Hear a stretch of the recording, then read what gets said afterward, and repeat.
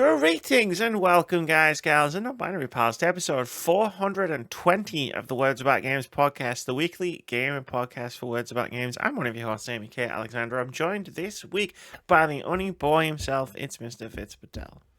What's good, everybody? Yeah, a milestone, one might say. Congratulations. Thanks. I think. I don't think I've been stoned the entire time I've done this podcast, though. Those days were already behind me on episode 1.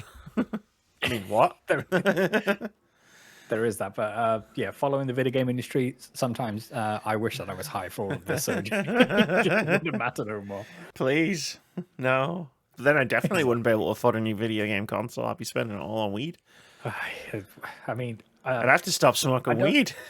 Exactly. Sony clearly aren't thinking of those people. What the fuck? System. That's like the core demographic. Yeah. Get blazed, play Astrobot. How you doing? I'm doing good. It's been a week, but it's been a better week than weeks have been prior. So yeah, we've had Astrobot, which I'm sure we'll get to in the main body of the podcast. But yeah, it's been fun. How's your week going? It was great until I just spilled drink on myself. Nice. The second you started talking, I was just like, no, I'm just gonna spill everywhere. I'm at blood taking it today. Oh wow. Yeah. I imagine you were brave. I hate it.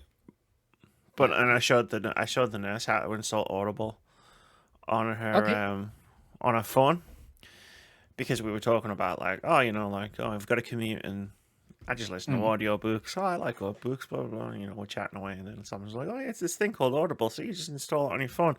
Yeah. And I felt like a mid-2010s podcaster. Go to audible.com. Every advert used to be for Audible, yeah, that's it. Go to audible.com/wordsaboutgames. So you go, Amazon, where's my money? Give me some fucking sponsorship money. If you have Amazon Prime, you get 2 free audiobooks a month, I would say. In the day, you don't get fucking shit now. Yeah. I don't anyway. I got a 3-month free trial, and it's fast running out, and I'm like, I'm gonna have to pay for it now, or not have it anymore. But it's all you get when you subscribe is free book every month, which I'm saying all you get. It's still quite a lot, a free book every month. Yeah. But, you don't get anything for it. It's not like subscribing to Xbox Game Pass on Netflix where you get stuff for your money. It's just you get a credit. You can buy a book every month. You can do that anyway. Mm-hmm. So what's the subscription for? What's the value add for? Yeah, 100%. I think we've all just been subscription pilled so hard that we just automatically stop paying for things monthly, and it's do we actually get anything for this? Oh yeah, I mean, as we were discussing offline kind of thing, I have dropped Spotify and have now re-upped YouTube Premium, which many people know come with YouTube Music as well. And while the service is worse in a lot of ways, big style. Yeah, it's still good enough where you can get on by. YouTube Music is objectively the worst music streaming platform of all of the the main ones. Mm-hmm. But it does come with no ads on YouTube. Yes. This is it. There's the value ad. Yeah. I haven't seen a YouTube ad for years, and I'm a healthier, happier person for it. Amy, I got to tell you, it's wild out there with YouTube ads. It's crazy. Wild. People put them in the videos now, and I'm just nope, and I just start hammering the D-pad until I get back to the non-ad part, and I'm just man, fuck this, man. I pay good money to not see any goddamn ads. And now I've got to go to patreon.com/some guy to continue to not see ads, some bullshit. There's I'm sure they make more money from YouTube Premium revenue than they do through Patreon split, because they're Patreon's taking 50% or whatever that is kind of thing. So yeah. I like Patreon. That's the thing about modern day stuff, right? It's the ad bubble burst, and it's okay, I think we're all gonna have to come to terms with the fact that if we want to keep seeing something, we're probably gonna have to pay for it. in some way, either like through the ads or like through like directly like funding someone on Patreon or something. Yeah, because it's like that's just the world we live in now. it's like VGC. They went. Obviously, they've launched their Patreon recently, and yeah, people have been flocking to that, thankfully, because they've been able to keep on going and go to new heights, kind of thing. But yeah, it's one of those where if you enjoy like a creator, a content creator, that kind of thing, then we're at the point where we need to start financially supporting these people. Otherwise, You need to pay for that isn't shit, be man. subsidized. Yeah, it's not subsidized no more by ads. Yeah, basically, like ads are worth nothing. Yeah. Makes me glad I don't do this as a job. Like, Oh yeah, can you imagine having to hustle? Like, I don't need to imagine. I have friends who do it, and it's just like the hustle and the constantly like having to like be on top of things, doing things, like coming up with new things. It's just like, man, I just want to talk with my friends, raise money for charity, and just make dumb videos every now and again about bullshit. Yeah, we don't have to necessarily stress about audience numbers and whether Yeah. the metrics constantly going up and Yeah. having like an MCN to report to and stuff like that. So yeah, Yeah, it's just like, man, I don't need to worry about like, hey guys, you really need to hit that Patreon button. It's like, you don't. I don't have one. that's it. Don't worry about it. If you really want to support us, go to justgiving.com/whatever the link is in the description. What's back games? Yeah, Just donate to charity, you know. Like, if you really want to support us, but just I'll accept Steam games. Like, buy me a Steam game. That's fine. yeah. And then I'll let it sit in my library for half a year, and then I'll get around to it eventually. Speaking of justgiving.com/wordsbackgames, we are back at Like a Bad Habit on Saturday, what would it be, the 14th of September at 7 p.m. British Summer Time for our favorite video games ranked. And bit of inside baseball, today I cut a small trailer, like small intro for it, which went down well with the rest of the team. So yeah, look forward to seeing that. Yeah, it's gonna be Thankfully, no singing on this one, so you'll be What do you fine. thankfully? That was the best part of the stream last time. Aye. We were singing it at the end. So as well. good you cut it off. So good. We cut it off so he'd watch it again. Cut it off before we started singing. Yeah. So that's enough Halo. He's That's like, fine. how Let's was get that? this And thing it's like, and everyone, including us, were like, no, was the answer to that question. No, it didn't happen. But yeah, we'll be ranking our favorite video games ever. So each of us are coming with our list, and I'm sure many shenanigans will ensue. I've got my list. Yeah. It's well over 100. But like, I figure like some of my games are gonna get sniped. I'll have like Absolutely. second thoughts about some games and swap them out for other games. But Yeah. man, Moody, I know you're listening to this. If you come in on Saturday and you're like, man, it was so tough to get to 100 games, like, man, play more games. I don't know what to tell you. Games are great. There's so many of them as well. There are so many of them. I could have probably listed 1,000 games that I like. Mm-hmm. But yeah, no, it's like you have to raise that bar up where it's like I'm typing games in that I'm like, I like this game. And then I type it in and then I'm like, but do I love this game? Yeah. Did And it then it's like, leave- delete, Did it delete, have an delete. emotional response of, yeah. It was an emotional response, a positive emotional response. Because I have plenty of emotional responses to games I didn't like. Negative emotional responses, shall we say. Yeah. Man. But yeah, I'm glad you've had a better week. Yeah, definitely. I've had a long But then week. we're getting ever so closer for a shenanigan to get together, which is the name you came up with for when you come on Dan, 2 and we go weeks, to see Final Fantasy VII Rebirth Orchestra at the Royal Albert Hall, and that's going to be fun times. Look for some retro games. Yes. Probably not find any of the ones I'm looking for. Or the ones you will be just be at a local CEX. Like we'll go troll all the way through London, going to all these different retro stores. And then I'll get home yeah. and I'll be like, hey, there's this game. God damn it. Good, though. Yeah, I did manage to pick up Rise of Nightmares for you. Yeah. Everyone didn't think I'm crazy. Like I went Leeds on last Friday. Friday. Yeah, last Friday. It's been a long week. And like I had the bag, a CEX bag with like a few games in it. And I spent like £7. Yeah. But like got a few games. And one of my friends was like, "Oh, what's in the bag?" I was like, "Oh, just some shit games." Like, Yeah. haha, funny. And I was like, no. Oh, really? And I opened the bag, and I was like, no, really, these games are terrible. What's wrong with me? Yeah, they had 2 copies of that in the store, which was surprising. They had a basket like full of Kinect Adventures. There's got to have been Nice. at least 30 copies of it in this basket. And then I was having a chat with the person behind the counter because above them on the shelf, someone had bought and then traded in the Dyson headphones with the air purifier that comes with a mask, but has been like medically peer reviewed, and it has no medical benefits whatsoever. So we're trying to work out what the point was. And I think we got to the point of, okay, what if the wear is real stinky and they're doing a public service by filtering out their own smelliness for others around them? I think that might be the only selling point. But yeah. If you want one of those, then I think it was going for like £260, and I think they retail for like 500 to begin with. So yeah, knock yourself out. Still cheaper than a PlayStation 5 Pro. We'll get there, my friend. We'll get there. We'll get there. I got my Poang.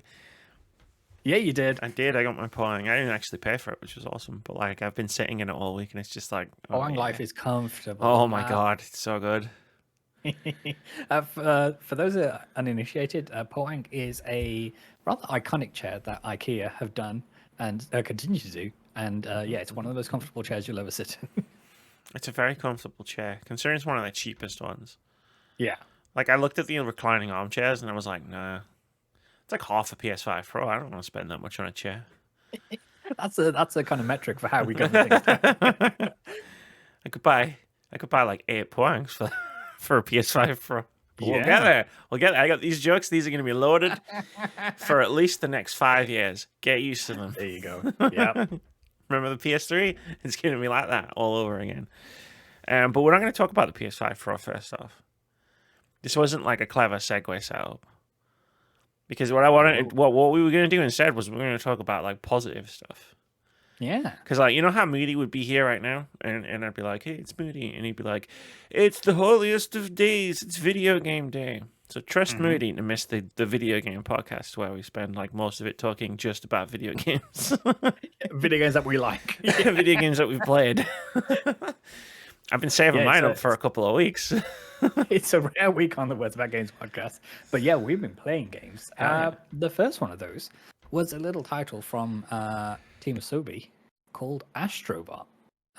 This was one of my most anticipated titles, having loved Astro's Playroom, which shipped with every single PS5. And then whilst I tried to dabble in Astro's Rescue Mission on PSVR, VR and my stomach, they're not the best of friends. So I did manage to power through that one. But yeah, Playroom was amazing. So jumping into Astrobot, and I forgot how fun video games can be. And when they're not third person over the shoulder collecting open world games, yes, they can be quite fun. And through like 99% of this game, it is solid smiles. And yes, it's coded, it's PlayStation coded, and it's all nostalgia painted in terms of you're going out and you're running into Astro themed characters from PlayStation's back history. So rather than it being you're chasing hardware components, which Playroom was centered around, this time it's the characters. Although hilariously, you are building a PlayStation 5. Yes. Yeah, and so you're going around and you're going across. I think it's over 50 levels that they have in the game. So I think it's a lot more fleshed out than Playroom. And then they have the sections which have a difficulty curve to them. And some sections is vertical. How steep this difficulty curve goes. So that took the shine off a little bit. So I'm posting on social media that I got quite tilted at the final challenge, which you needed to do in order to get the platinum trophy, which I will maintain. Trophy hunting is a silly business, and 99% of the time I do not do it. But for some reason, I thought, why not? I'm not too far away from it. What do I need to do? And then you start going around, getting a few collectibles, taking a few photos here and there, kind of thing. And then it's, you got to do these channel levels. And do you have to? Fun is not. this is the thing. I don't have to do that, and I should have told myself, you know what? Remind yourself, trophy hunting is a silly business. If that's what you're into, more power to you. And if you got those gamer skills and you can activate like that, I'm more than happy for you. I'm not that guy. Put me in a racing game, sure, but anything else, not so much. Sure. But the rest of the game is filled with so much ingenuity and creativity and innovation in terms of the ideas for the various different game mechanics they throw at you and the kind of cadence of what mechanics they throw at you and how it changes your whole perspective and you're thinking, well, what else could we use this mechanic in? And then they'll pop up in another part of the game. There are some sections where they come up with a really great mechanic, and sadly we don't see it for the rest of the game. So hopefully that will come to pass in some DLC, or hopefully with the what would it be, 4-year turnaround time we have between Playroom and Astrobot coming out, then we shouldn't have to wait too long for an eventual sequel to come, because this is a soft reboot for the series, because it's just titled Astrobot. It's not like there's no subtitle saying Astrobot All Stars or whatever it is. So, but it's really, really good. I highly recommend it. Amy, I saw that you started it. I did. I started it because I was like, you know what? I'm playing my game. And I haven't finished it, and I want to finish it. I'm trying this new thing where it's like I'm going to finish a game before I move on to the next game. But like, knowing we were having this discussion today, I was like, I should play a bit, so that like I've had my hands like on it, and like it's not like the old days where I go to EGX and I play all of these games like a year in advance, so I can at least say, oh, when I played the demo, like, oh yeah, I remember this. Like, no, don't do that anymore. So, like, yeah, I've finished the first Galaxy. Yeah. With all of the Astrobot friends and the jigsaw pieces. The puzzle pieces and secret exits from the level, which, like, I got angry at one of them. Yeah. I feel the design of those, in terms of where you find those entry points to go to the kind of bonus galaxy, as it were. Yeah. Because they take you out of the level and they don't spit you back into the level. I got angry for a different reason. Okay. Well, this is going to be an interesting discussion about Astrobot. But yeah, so I've done the first Galaxy. I've done a little bit of the second Galaxy. Like, I think I've done 2 levels. I think the last level I played was you got the mechanic where you can, like, shrink. So that is my favorite level of the whole game. It was really fun. Yeah, it was a lot of fun. I liked, like, you know how like you could jump on the flowers to get to the top and you got a coin? I liked jumping as like full size Astrobot and then just shrinking and landing on the top and being like, yeah, fuck you, Astrobot. Because I'm not very good at 3D platforms. But yeah, so I've done that. I've done like 3 or 4 levels in the Lost Galaxy. And then in the hub world, like one of the things is unlocked and I've done everything there apart from the thing that needs 100 fucking robots. I'm like, I don't have 400 robots. So yeah, I've played a little chunk of the game, and like I'll preface anything I'm about to say with like I'm not a 3D platformer person. Like I'm not very good at them. So my general like way that I approach games like this is I like play, and I do the levels and collect all the things in the levels for a bit, and then eventually I start getting annoyed. So I stop collecting 100% of the things in the levels, and I just try to finish the levels. Yeah. And then eventually I get annoyed with that, and then I just stop. Yep, that's fair. And like Sackboy and Mario Odyssey and like all of these like seminal 3D platformers of like recent years, it's like that's been my pattern. So we'll see how far I actually get through Astrobot. At the minute, I'm still 100%ing all the levels. So yeah, sounds like I'm not getting the platinum though. No, I wouldn't recommend it unless you are one of those who need the challenge, and when it comes to like Super Mario Odyssey and you see things like Dark Side of the Moon and you start rubbing your hands together because you're like, oh, I want to be punished by that, and it's like, no, that's not me. I'm great here album, for the fun. Terrible game mode. Absolutely. I'm here for the fun, and for my part at least, Astrobot has a lot of that in it, and it oozes with charm. I know people have taken pot shots at Astrobot's design and saying it's generic looking, but how it's kind of teamed with the rest of the PlayStation mascot characters, I think it's generic looking, as opposed to like the 100 white guy protagonists that we have had over the years. Like, yeah, all right, mate, calm down. Yeah, and the kind of the way you get the different themed Astrobots for the different PlayStation IP and even the third party IP, which is hidden in this game, and some of them even to me by surprise in terms of these people are in there. So for context, there are just over 300 little Astro you can find in the game. I want to say Astro about half of Pals. them. Astro Pals, yeah. 150 of them are actually themed after whether it be an existing IP, existing characters, whether it be first or third party kind of thing, and then the rest are just generic ones, similar to what you found when you were playing Playroom. And the themed ones are really fun, and you can get different accessories for them. I say different. You can get an accessory for each one of them, and they'll exist in the hub world. And yeah, you can go around and interact with them, and there's very different trophies associated with some of them. But the Really? yeah, God. yeah, the way they've adapted some of them and how they still seem to fit the Astrobot kind of aesthetic. I thought was really impressive, and the music is absolutely banging in this game. There are some earworms, yeah, and there's a lot to love in this game. Yeah, the Astrobot theme, man. I've been aggressively humming in it myself to the point where I've probably gonna look like a crazy person because I'm like, I've heard this before. I've heard this before. I've heard this song before, and I'm like, dun, dun, dun, dun, dun, dun, dun, and I'm like, this is a song. This is a song. And then the dumb part of my brain that got all the questions wrong in legally distinct 90s game shows was like, it's from Astro's Playroom, and I'm like, it's not from Astro's Playroom. It's an actual song. And then like half an hour before like we started recording, I'm like, it's Starlight by Muse. Sped it a little bit faster. I was like, I get like the catharsis when I was like, I fucking finally identified it. But yeah, it's great. It's got great tunes, great music, which like you need in a 3D platformer because like you know music in these games is like omnipresent when you're playing the levels, right? So the music needs to be good in each level, and like collecting the Astro Pals, like I'm disappointed there's like generic Astro Pals because I'm like, come on, guys, why?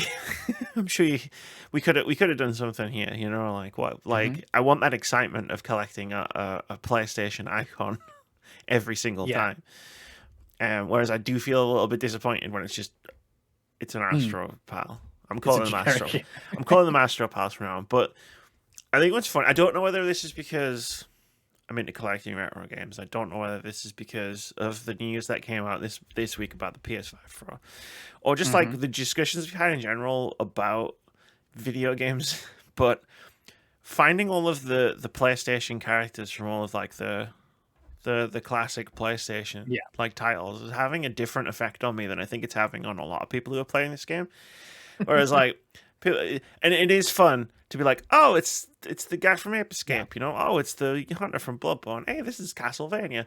But like at the same time, I'm like, I don't know if making this game with all of these things in it was a good idea right now for PlayStation, because I'm just going, man, remember when PlayStation used to be cool? Yeah, and they took experiments, and like you find Vib Ribbon. Yeah, like, why do we have something like this now? Remember when PlayStation could just like create something like fucking Bloodborne or Ape Escape or Parappa the Rapper, and it's just like, I miss those days. And there are some deep cuts in the kind of themed Astro, and I don't. I'll hold my hands up and say I don't recognize all of them. I probably recognize like a good 2/3 of them. That's fair. And and because I have a blind spot for PS1 because I happened to skip that generation, and it was one of these of okay, that's cool, but yeah, for a lot of them, I think the execution is done really well, and then for some of the levels, you'll meet some of the, let's say, premier PlayStation mascots and figureheads, and then there'll be an additional level which is themed around the mechanic that they use in their own games, and that is what I want for whatever the sequel to Astrobot is. You go to these very different worlds and you pick up that mechanic, and it's just 20 or 30 levels of being in different PlayStation IP and using that mechanic in those different worlds. That was the most fun for me, and what they do with the music in these particular levels is outstanding. outstanding. And yeah, so my hat goes off to everyone at Team Asobi who put that together. Yeah, that's cool. Like, I've only done one of these themed levels, because Yes. I'm assuming they happen at the end of each galaxy. Judging by what I've played so far, I'm like, okay, cool. Like, I mean, when you went to the last world, it opens up in the first galaxy, and like, you know, you see the dude and the thing happens, and I was like, yeah, oh, I get it. Like, I get what's happening here. Yeah, so the first of these doesn't happen until you finish the second galaxy, so after you beat the squid boss. Yeah. What was the first galaxy then? I thought that was the first galaxy. Oh, maybe? Yeah. When you ran into the one who goes, boy. Ape Escape. Okay, then, right. So you haven't got to that bit then. That's all I'm gonna say. Like, Ape Escape. That's fine. So a lot of this is sadly spoiled in the marketing materials.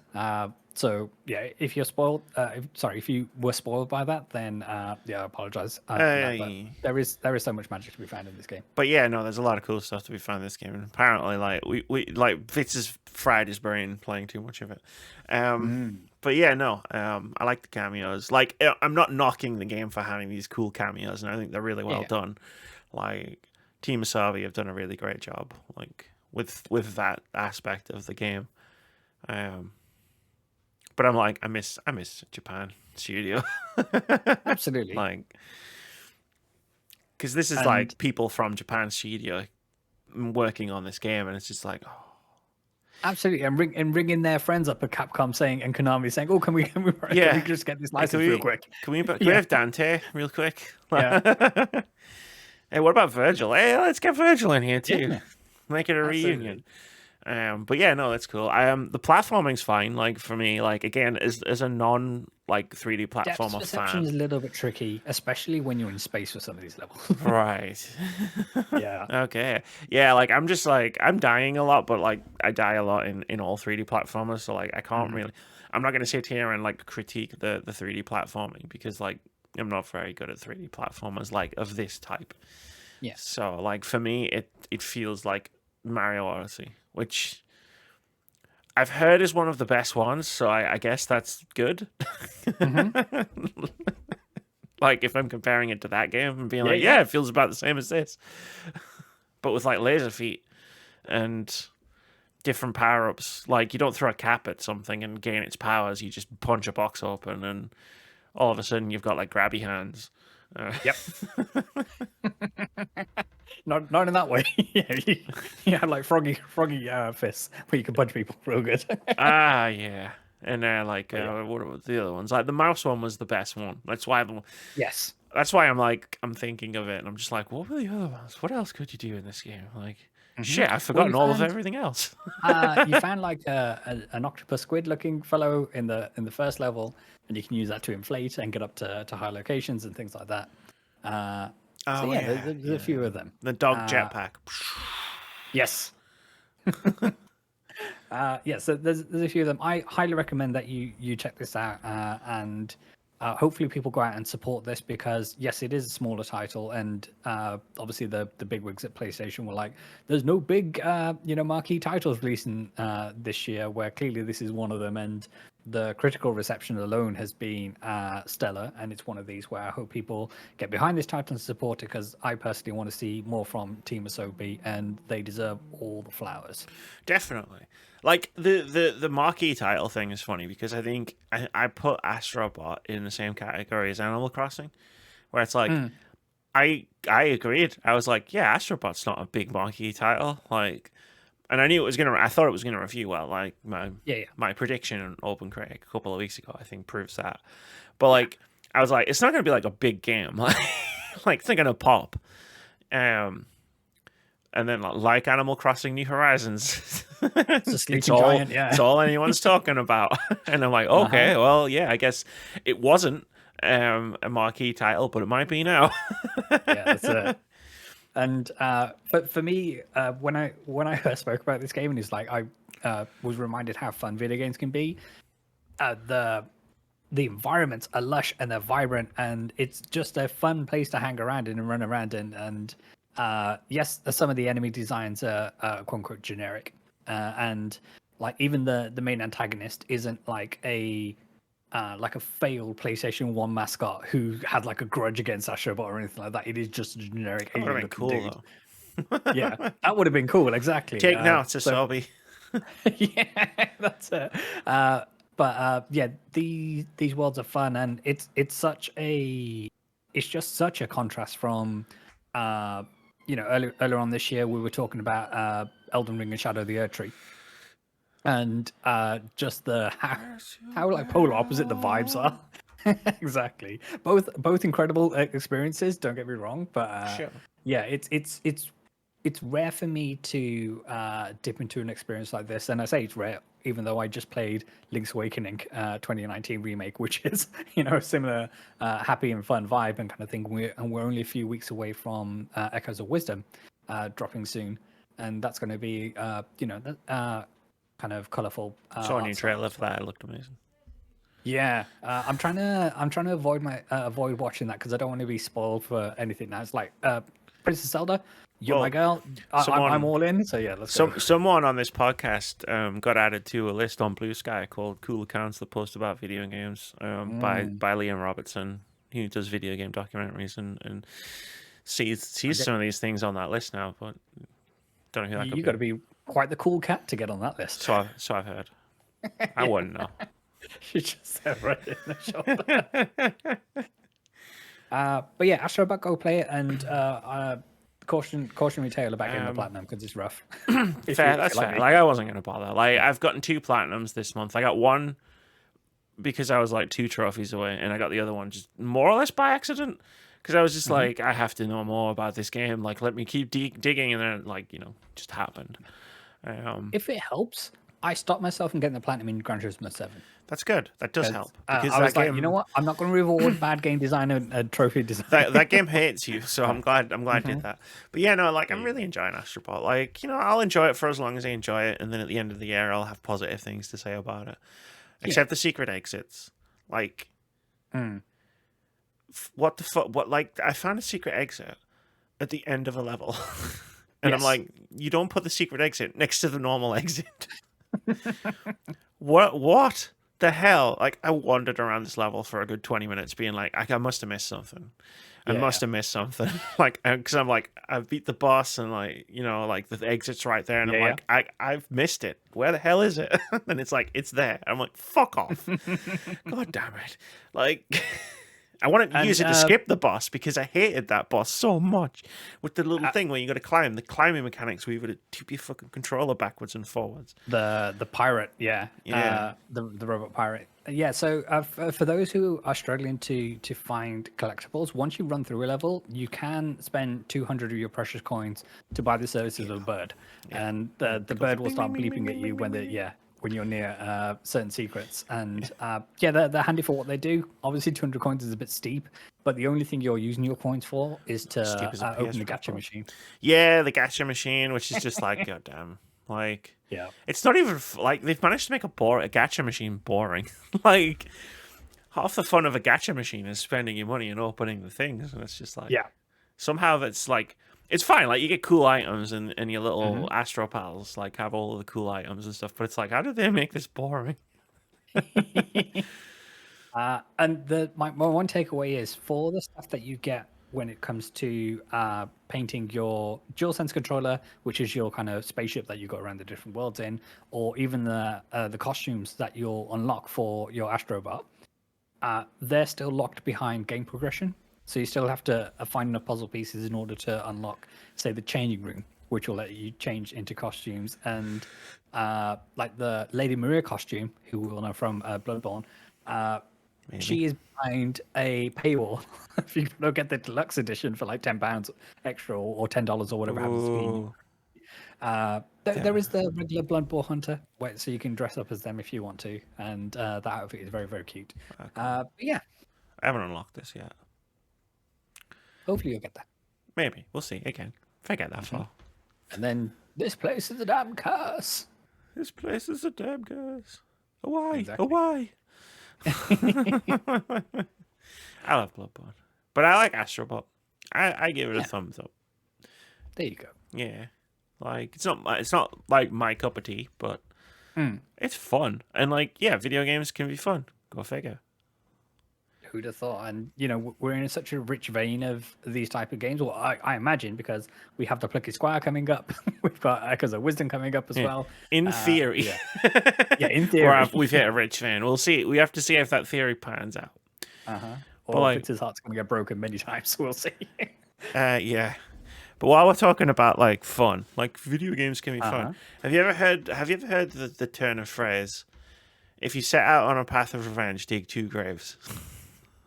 I have, yes. So that's basically the vibes of the first of the 2 games that I've been playing over the last few weeks, which is called Arco, which is a turn-based RPG with like a really cool pixely thing, and you ride around everywhere on a llama, and it's a tale of revenge and how hollow revenge is.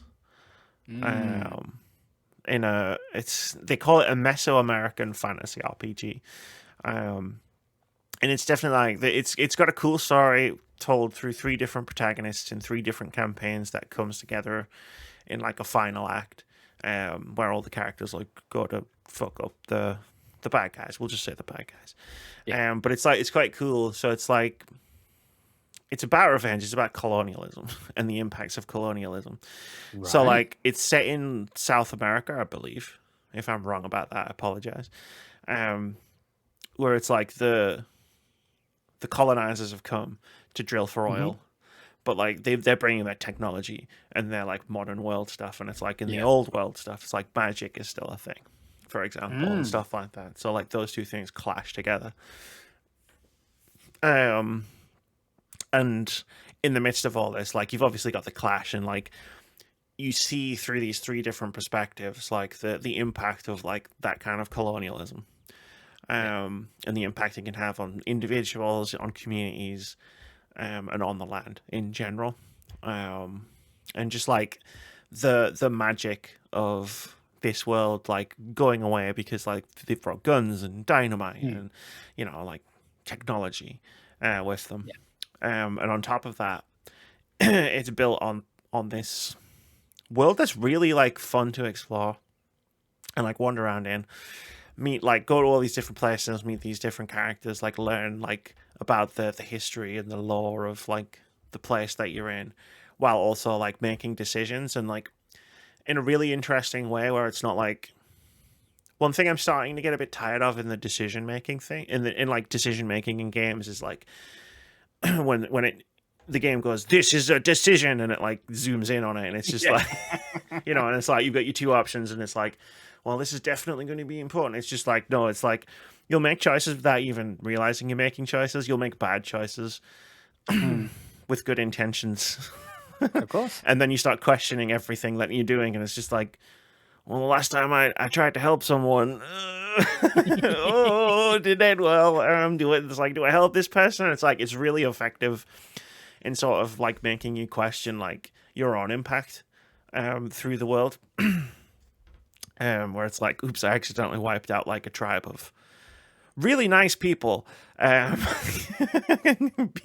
know what I mean? And it's just like, I accidentally helped a really bad person. So like you really do start like thinking about it. It's a really great way to sort of get you to actually engage with the fiction of the world and think about the choices you're making, instead of trying to game the system of being like, rather than just I want to make max score. It's like, I want to make all of the good choices. It's like, okay, I need to actually think about where I am, what's going on around me, and the context of like the scene that's in front of me, instead of just thinking like, do I pick the blue option or the red option? There's no paragon to score, to shoot from. So I really appreciate that. The story is phenomenal. The writing is excellent. Like, it really does feel like a frontier that you're like wandering through. I love the 3 main characters. The twists and turns of the narrative itself are all phenomenally great. I swore out loud at my screen at one point with one of the things that happened. I was like, "Oh fuck!" But then you get to the gameplay as well. Which is like, it's an RPG, and it's about 10-ish hours long, and you've got your skill trees, and like what I like about the skill trees is you have a certain amount of ability slots for like your active abilities that you take into combat, and like there are more skills in each character's skill tree. So like you end up sort of building around like your personal playstyle for each one of these characters. Mm-hmm. So it's like you can get a move that'll teleport you instantly, for example, with one character. But you also have a move that'll allow them to jump like over things. And it's like the teleport sounds like it's the insta like best one to pick, but sometimes like maybe it's not. Like it depends what you want to do. And I really appreciate that, combined with the fact that you get to, in every combat encounter except the ones where you're ambushed, like you get to set your inventory and set your skills so you can like move things around, like, and like change things up on the like before each individual fight. And if you lose a fight, it kicks you back to that screen. So if you think, I need to do this or I need to do that, it's like you can just tweak it like instantly. Which I thought was a really nice touch. But the combat itself is simultaneous turn-based. So you move around freely in the combat arena, and there'll be like environmental things that you can interact with, like blow a barrel up or do this or whatever. But you see everything, what your enemies are about to do, whether they're about to like attack, how they're about to attack, if they're going to move, if they're going to do a special ability, and like what direction they're going to move in, what direction they're going to attack in. And then you input your commands, let's say accordingly, whether you're going to move this way or like dodge out of the way, or, and then everything happens at once. So like if an enemy's moving, it's like you want to throw like a knife at them. It's like, yeah, you have to kind of intersect their movement path as opposed to actually where they're like, throw a knife at at them. They are. Exactly. So you have to lead the shots and stuff, and like it's incredibly satisfying, especially when you nail something. And like the moves that the enemies can do are quite interesting, because like it'll be like, oh, a hail of bullets, and it's like, I don't know what that is. I know hail of harpoons. Yeah, I know hail of harpoons, but bullets, no, I don't know anything about that. That's a different concept. The first time you see an attack, that's not like just like, I'm going to stab you, you know what I mean? It's like you have to kind of like figure out what it's going to do, but then the next time you see it in a future combat, it's like, I know what this guy's going to do, which means I know how to either get around it, or maybe he's like jump over it to get an attack in, etc., etc. Some attacks are interruptible, some aren't. And then you've got to play that game of like, I don't think I'm going to be able to move. Like if someone melee attacks, you have to like move in the opposite direction. But if you're too close, you're going to get hit. So it's like, But if you're close enough, you can interrupt them with an interrupt attack. But if you're a little bit too far away, they might get their attack off before you hit them, because everything has like animations and times and stuff. So it's like you start playing all these risk reward games of like, well, I could just get a quick stab in, but maybe I'm a little bit too far away. Let's see what happens. And then you can just that's awesome. buy dynamite and blow everything up. But yeah, it's a really, really deep and engaging combat system that is paired with like this really cool and interesting story full of really, really cool characters and great writing. Nice. Is this the... sorry, I forget if you mentioned the team behind this. Is this their first title? Is this it's by lineage of mangas, or? It's published by Panic, and it's developed by 4 people. As it's listed on Steam, it's like it just lists the 4 individuals: Franek, Max Cahill, Bibiki, and Fair. So I don't know if it's their first game. I imagine they've made games before, but I imagine this might also be like their first game they've made together. Yeah, that sounds about right. But we know Panic has have been involved with publishing some really, really decent titles of late. So this seems to be they smashed another banger. Yeah, smashed it out of the park. It's great. Yeah. They released, thank goodness you're here, Untitled Goose Game. Yes, that was it. I was like, they've definitely published something I remember. But this is cool if you like a good story. No, 100%. Just a sidebar from that, I watched our a good friend Lucy Reed on Press X to Lucy play through Thank Goodness You're Here, and what a game! That game goes places. Another game that goes places. Arco goes places. Yeah, like it goes dark. It goes some deep dark places. Like that quote about dig 2 graves was like forefront of my head as I was playing through this game. Like, it's good. And I imagine less heavy-handed than what The Last of Us Part 2 did with... Much less heavy-handed. Yeah, much less heavy-handed, yeah. Yeah. Because all of the violence that happens for a reason. I'm probably going to get into this on Saturday. I'll save it. But there is one mechanic it's a karma mechanic. But again, it's quite interestingly implemented, because you don't have a meter. You can't see this karma meter in any way. It's invisible.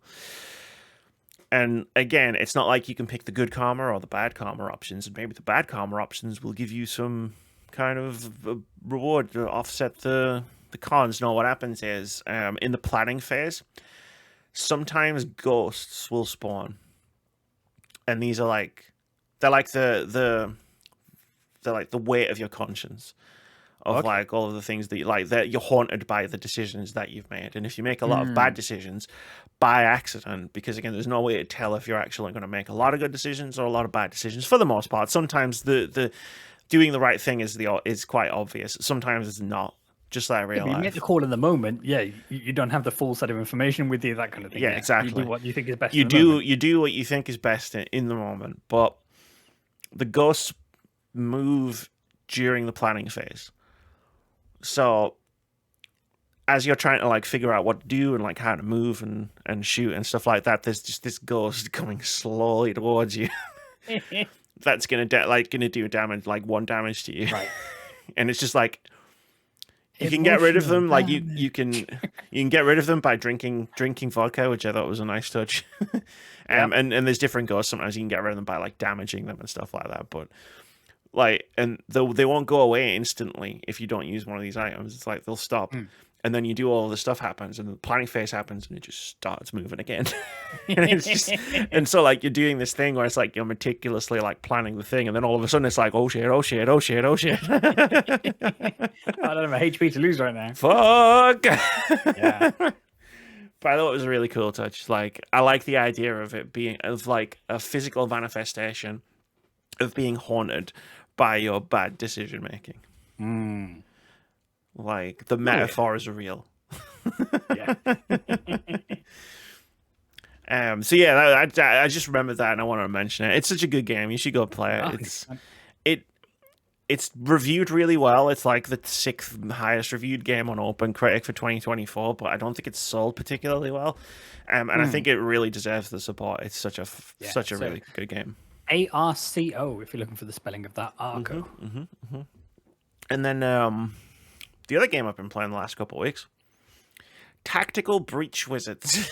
Yes. This is a game which was on Steam Next Fest a couple of recent moons ago, and you've been infatuated with this game ever since. I've got that drum. I've had that drum, and I've been doing my thing of just banging on this drum. And you guys still haven't played it, but whatever. Tactical Breach Wizards. It's by Suspicious Developments Inc. is the name of the developer, and it's the guy who did Heat Signature and Gunpoint, and I've loved all of the games that he's made. So I was hell yeah, I'm going to play a Tactical Breach Wizards, and not just because it's called Tactical Breach Wizards. It's a badass name. It's such a good name, and it's it tells you everything you need to know about the gameplay style, the sense of humor, the everything you need to know about the game is in the name. But yeah, you play wizards. You're trying to stop World War V. There's a bad character doing some bad stuff with a team of other bad wizards, and it's a linear game. I'm gonna say XCOM a lot because the strategy gameplay of it is very reminiscent of something like XCOM, the tactical gameplay, but it's a linear game. You don't have a base to build. There's no ant farm. You go from mission to mission, and then each mission has individual levels separated by you breaching through a door into a room with enemies.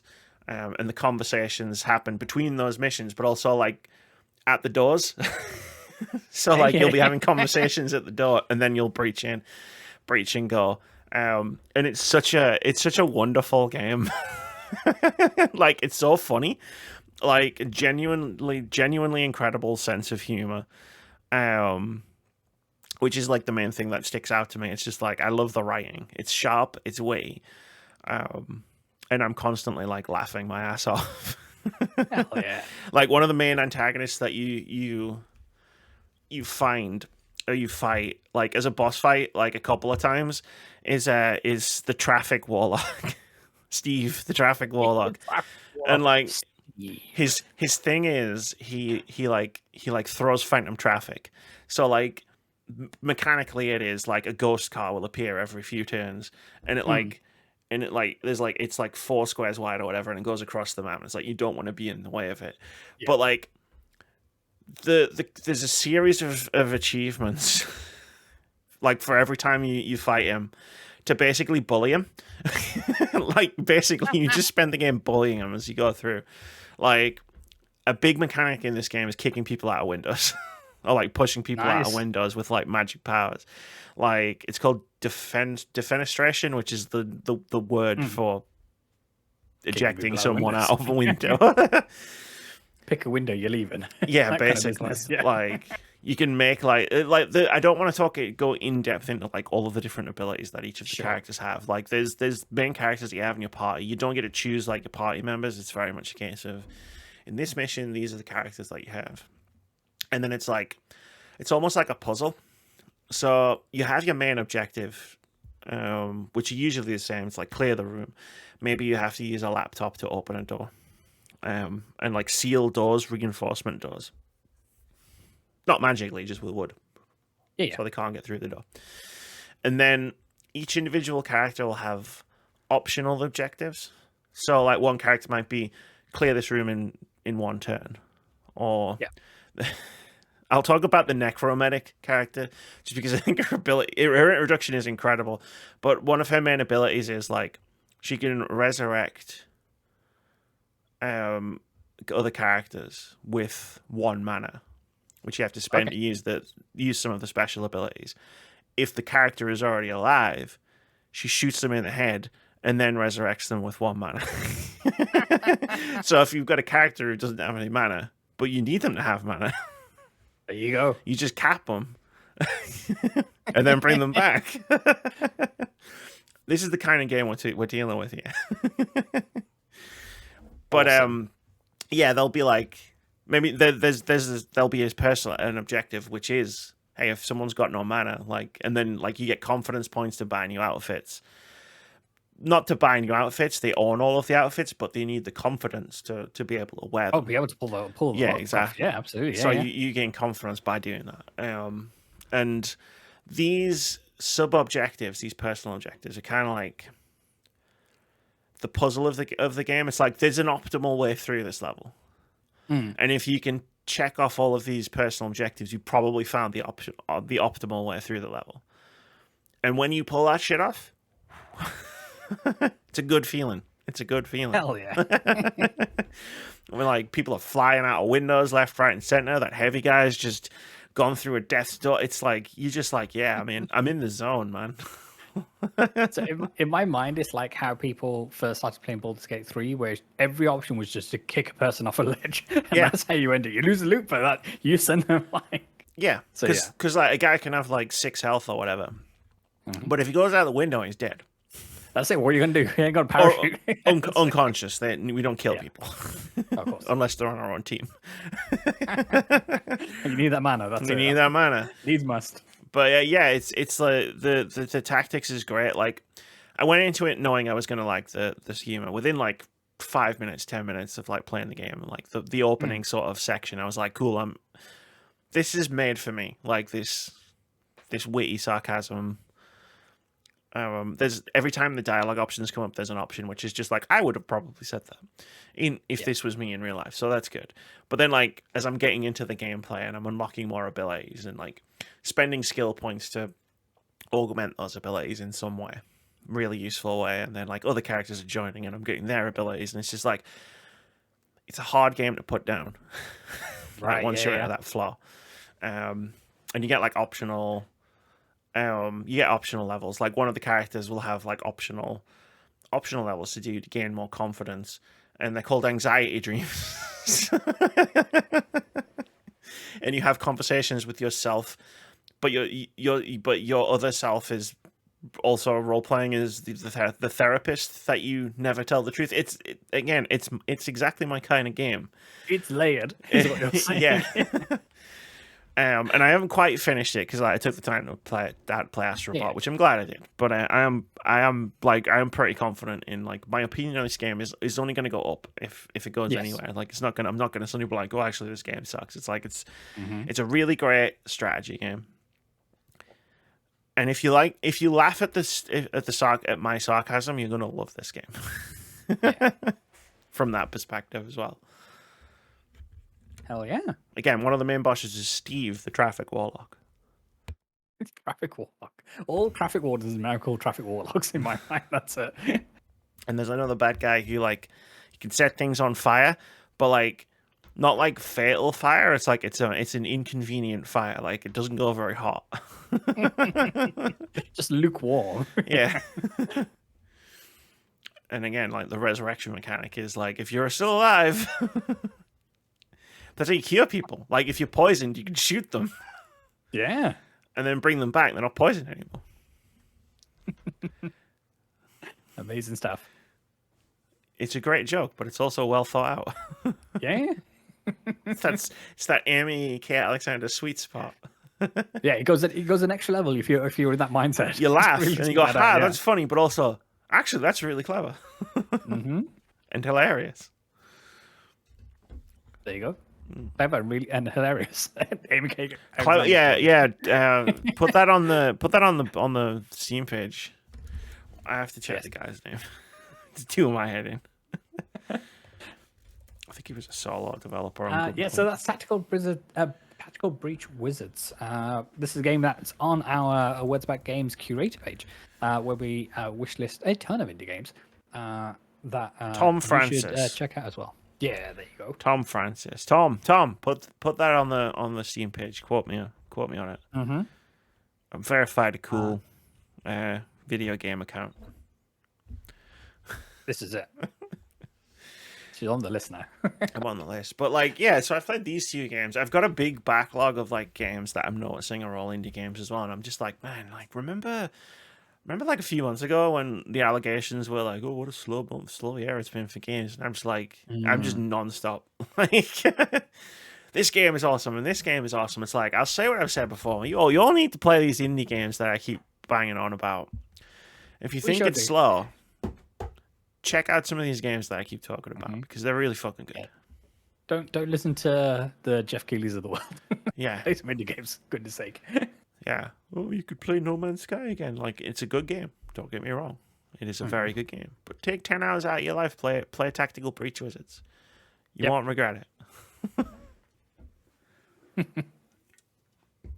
I'm done. I didn't play any other games. No, that's all good. We love a little game checking, and like we want to shake up the formula on the show every now and then, and when we have games to talk about and that we're passionate about, the conversation is going to flow naturally. So why not roll into one of our topics? Exactly. Like, yeah, I'll play a few short games. I'll talk about it on a podcast in its own topic. Why not? It's the Words About Games podcast. Not the Words About Bullshit podcast. The clue is in the question the whole time. Exactly. But yeah. But yeah, that's all of the games that we wanted to talk about this week. As Moody would say, it's video game day. Yeah. They would say that.